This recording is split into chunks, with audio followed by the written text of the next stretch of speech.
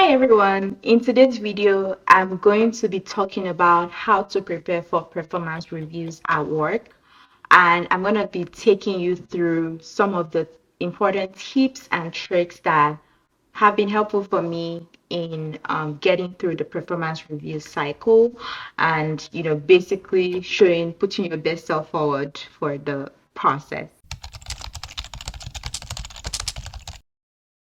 If this is your first time here, welcome to the Corporate Body. My name is Moyo, and I basically am here to share tips, tricks, support you on your journey to thriving as a corporate body. If you are a usual on the channel, welcome back. I am so glad that you came back and you're here. Now let's get to today's video. So, what are performance reviews? Performance reviews are basically a way to show the work that you've been doing throughout the year. So, it differs from company to company, but the underlying principles are basically the same. Most companies have at least one performance review cycle in a year, and some others will have like two or three at different points. But for the purpose of this video, let's just focus on like one, which is the annual performance review cycle. Basically, it's an opportunity for you to show all the great work that you've been doing and how those measure up to your responsibilities that were stated or your deliverables that were stated with your manager at the beginning of the year. Why is this important? Well, performance review is basically the only way to show that you're doing what you're supposed to be doing or even surpassing that. It's the only way to measure performance. It's the only way to show to show the level of how you've grown in your role, where there might be areas for improvement or gaps that you have, and how to basically move forward in developing those gaps. So it's pretty important, and a lot of companies use this as a way to decide your compensation increase, you know, or also on the flip side, if you need like improvements and if there's like specific efforts that need to be put into those improvements, or if you're not performing it up to par as expected. That's basically what it is. And I just want to talk about this because, with corporate body, we're trying to be buddies, thrive on the job.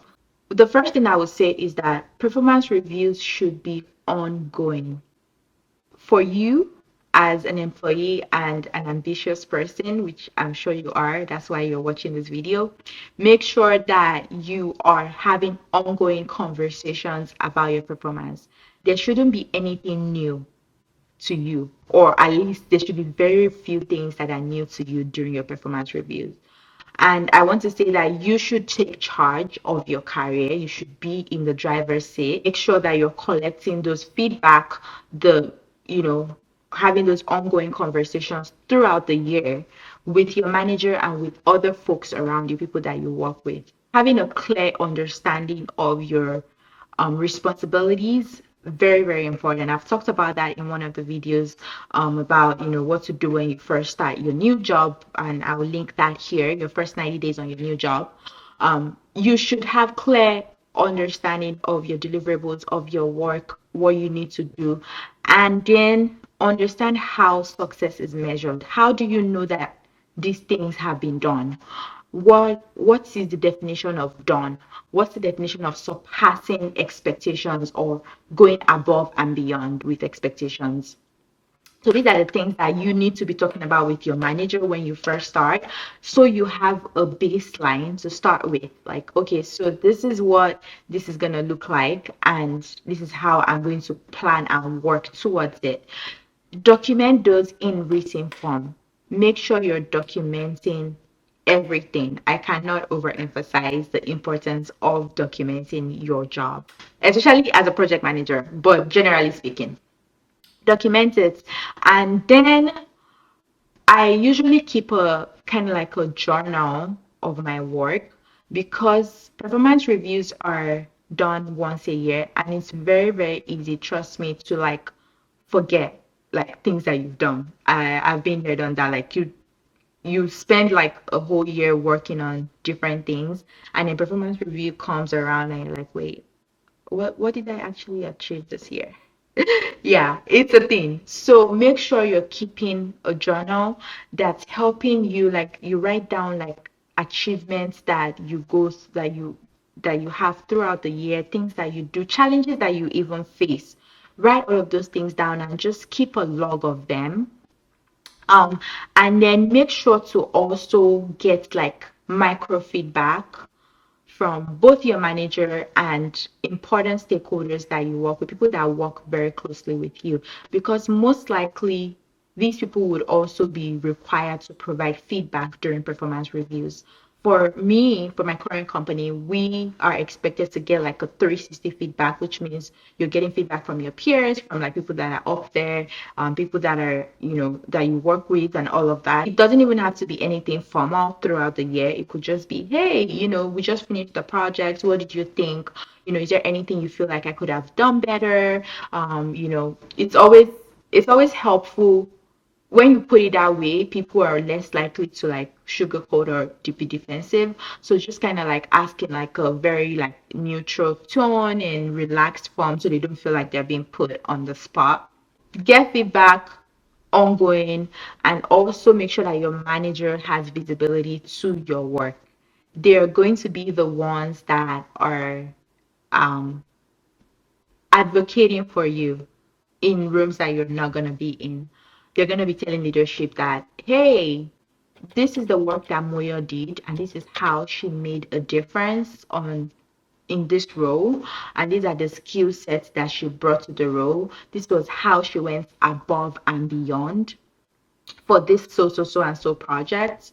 So it's very important that, when you're having one-on-ones, again, make sure that you're having one-on-ones with your manager. Don't manager like once or twice a year. Set up regular one-on-ones with them, whatever the frequency that's convenient for both of you. And try to like point out like things that you feel like I mean, not necessarily in a way like that you're selling yourself, just making sure that they have visibility to what you're doing.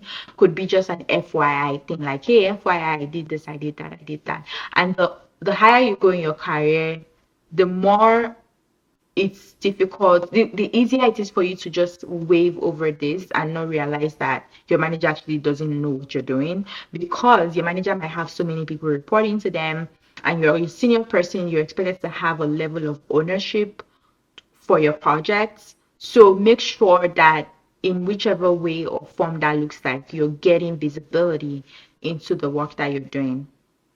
And gather all of that data throughout the year, so when performance review comes, you're not too overwhelmed. So you've gotten feedback, you've collected data over the course of the year, and now performance review has come around. You have all of these things probably scattered in different ways. Understand the process for your company. What does HR want you guys to do to like show your performance? Usually a lot of people would just want like a one pager. You typically do a self review where you review yourself to say basically a reflection of the past year. What do you think? Where do you think you stand in terms of the skills that you've built, in terms of like meeting the deliverables that you started off the year with? If there were deliverables that weren't met, why weren't they met? And was it as a result of cancellation of projects, or like reprioritization and all of that?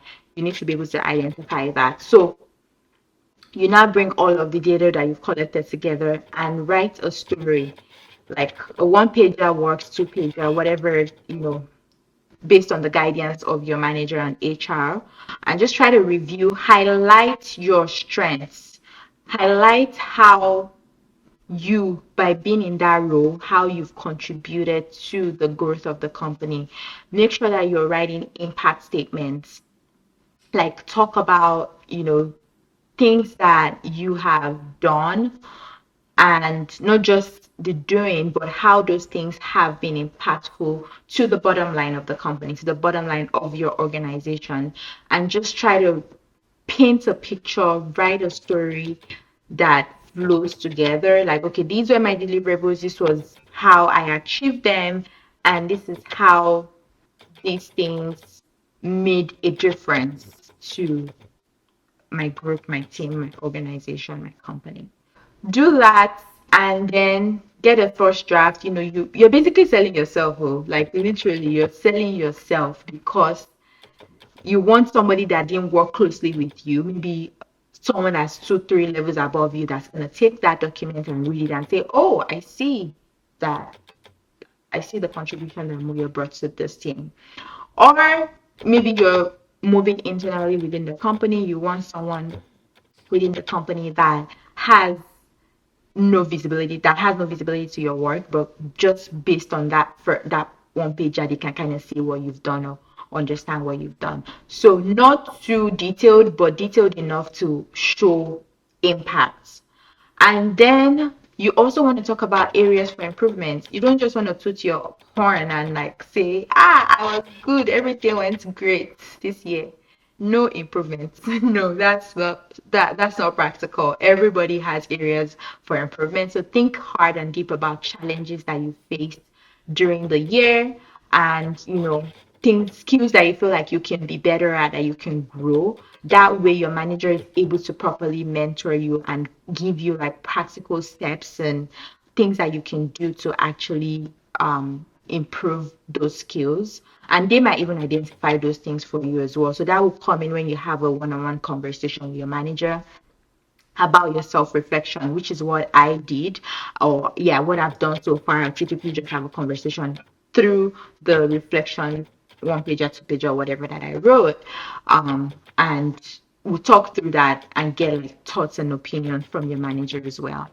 And then you just want to also have like a plan as well for your improvement. Like if you feel like there are things that you can do to help the improvement, you've identified like things that can help you achieve those improvements opportunities, put those down as well, and your manager will be a guide to say, okay, yeah, you can talk to this person to get mentorship, or you can work closely with this person on this project and so on.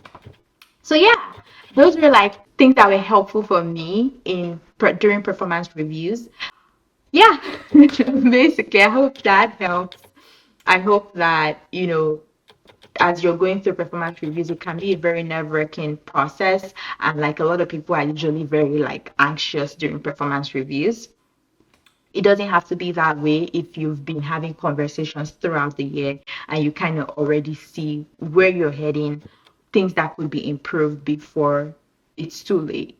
I would really love to hear about your experiences, or if you have questions specific to performance reviews and performance management, feel free to leave those in the comment section. If you have any questions or you just want to like reach out to me, you want to collaborate with me, you can reach out to me on Instagram at the corporate body or send me an email. I'll leave all of the details in the description box. Thank you for listening and bye.